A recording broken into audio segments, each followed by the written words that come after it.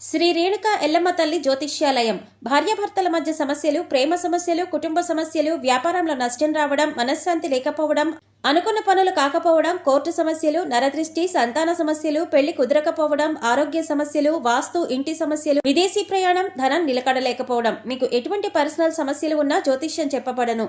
కోయా గురూజీ లక్ష్మణ్ రాజు గారు. Cell number 8466923012. ఓం శ్రీ మాత్రే నమః. ఛానల్లోకి స్వాగతం అండి. ఈ వీడియోలో మనం గ్రహస్థితిని అనుసరించి సింహరాశి వారు ఎటువంటి ఫలితాలను పొందబోతున్నారో తెలుసుకుందాం. ఈ రాశివారికి ఈ నెల 14, 15, 16 తేదీలలో జరగబోయేదేంటి? ఈ రాశివారి ఇంట్లో ఎటువంటి శక్తి దాగి ఉంది? ఆ శక్తి ఏ విధంగా బయటికి రాబోతుంది? ఈ శక్తి బయటికి రావటం వల్ల వీరి జీవితం ఎటువంటి మలుపులు తిరుగుతుంది? అలాగే ఈ సమయంలో మీరు చేసుకోవలసిన దేవతారాధన, అలాగే పాటించవలసిన పరిహారాల గురించి పూర్తి వివరాలు ఈ వీడియోలో తెలుసుకుందాం. కానీ అంతకంటే ముందుగా మీరు కనుక మన ఛానల్ని ఇప్పటివరకు సబ్స్క్రైబ్ చేసుకోకపోతే సబ్స్క్రైబ్ చేసుకొని పక్కనే ఉన్న బెల్ ఐకాన్ నొక్కి ఆల్ సెలెక్ట్ చేసుకుంటే మేము ఇలాంటి వీడియోస్ అప్లోడ్ చేయగానే ముందుగా మీకు నోటిఫికేషన్ వస్తుంది. అలాగే వీడియోని ఎక్కడా కూడా స్కిప్ చేయకుండా చివరి వరకు చూస్తేనే మేమేం చెబుతున్నామో మీకు పూర్తిగా అర్థమవుతుంది. ఈ రాశివారు సహజంగా మంచి వ్యక్తిత్వాన్ని కలిగి ఉంటారు. ఇతరులకు సహాయం చేయటంలో ముందుంటారు. ఇక ఏదైనా పనిని సాధించాలి అంటే అది పూర్తయ్యేంత వరకు నిద్రపోని మనస్తత్వాన్ని కలిగి ఉంటారు. అది ఎంతటి కష్టమైన పనైనా సరే విజయవంతంగా సాధించేంత వరకు పోరాడతారు. ఈ రాశివారు కార్యదీక్షత, కార్యదక్షతను కూడా కలిగి ఉంటారు. మంచి చెడు ఆలోచించినాక మాత్రమే వీరు ఏ పనైనా మొదలు పెడతారు. ఇక ఈ రాశివారి జాతకం ప్రకారం చూసుకున్నట్లయితే వీరి జీవితంలో ఒడిదుడుకులు, అలాగే సమస్యలు కూడా అధికంగా ఉంటాయి. కుటుంబ బాధ్యతలను కూడా ఎక్కువగా అనుభవించవలసి ఉంటుంది. వీరి జాతకరీత్యా ఆర్థిక పరిస్థితుల కారణంగా అప్పులు కూడా చేయవలసిన పరిస్థితులు ఎదురవుతాయి. అయితే ముఖ్యంగా కొద్దిమంది శత్రువుల మూలంగా కూడా వీరు జీవితంలో అనేకసార్లు నిందలు, ఆరోపణలు భరించాల్సి వస్తుంది. మీరు చేయని తప్పులకు కూడా నేరారోపణ ఎదుర్కోవలసి ఉంటుంది. అయితే ఈ రాశి వారి యొక్క జీవిత గమనాన్ని బట్టి వారి యొక్క స్వభావాన్ని కూడా మనం అంచనా వేయవచ్చు. పరిస్థితులకు తగ్గట్లుగా చురుకుగా వ్యవహరించే స్వభావం ఈ రాశి వారికి ఉంటుంది. వారికి లాభదాయకంగా ఉంటాయి. అలానే ఈ రాశివారు జీవితంలో ఎదగాలని ఎంత ప్రయత్నం చేసినా కానీ వీరిని అణగదొక్కటానికి ఒక వ్యక్తి ఎప్పుడూ కూడా వీరి పక్కనే ఉంటారు. అంటే ఎంత ఎదగాలని ప్రయత్నం చేసినా కానీ వీరిని నిరుత్సాహపరిచే వ్యక్తి ఎప్పుడూ కూడా వీరి వెంట ఉంటారు. అటువంటి వ్యక్తుల మూలంగా కొన్ని సందర్భాల్లో అవకాశాలను అందిపుచ్చుకోలేకపోతారు. ఒకవేళ ఎంతో కష్టపడి అవకాశాలను అందిపుచ్చుకున్నా కూడా వాటి వల్ల వీరికి ఎటువంటి ఉపయోగం అనేది కూడా ఉండదు. అయితే ఈ రాశివారు జీవితంలో ఎటువంటి పరిస్థితులు వచ్చినా కానీ పట్టుదలతో మీరు ముందుకు సాగినట్లయితే కనుక ఖచ్చితంగా మీ జీవితంలో అనేక రకాల శుభ ఫలితాలను అందుకుంటారు. ఇక ఈ సమయంలో మీలో దాగి ఉన్న ఒక శక్తి అనేది బయటికి పోతుంది.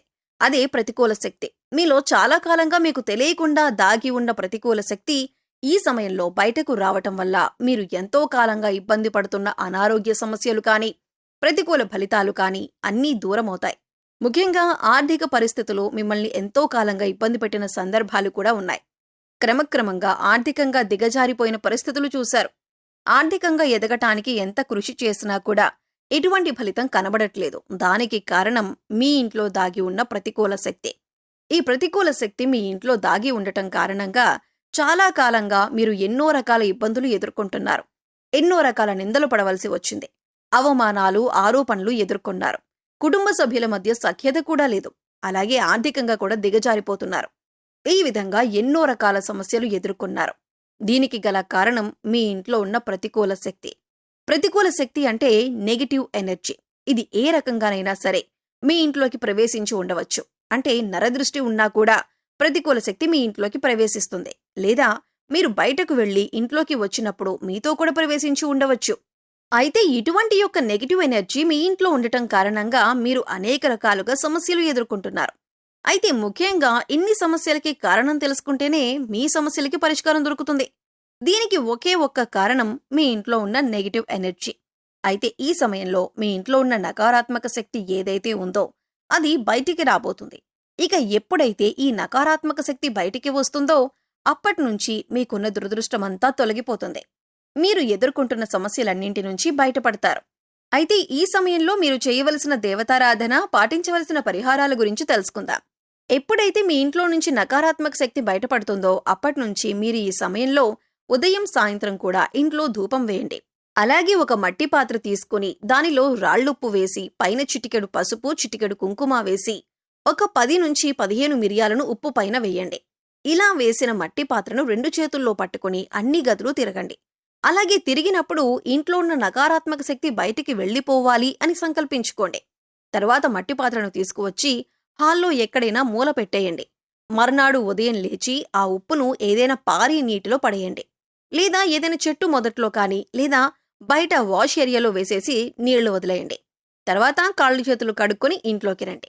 తర్వాత చక్కగా స్నానం చేసి దేవుడి దగ్గర దీపారాధన చేసి ఇంట్లో ధూపం వేయండి.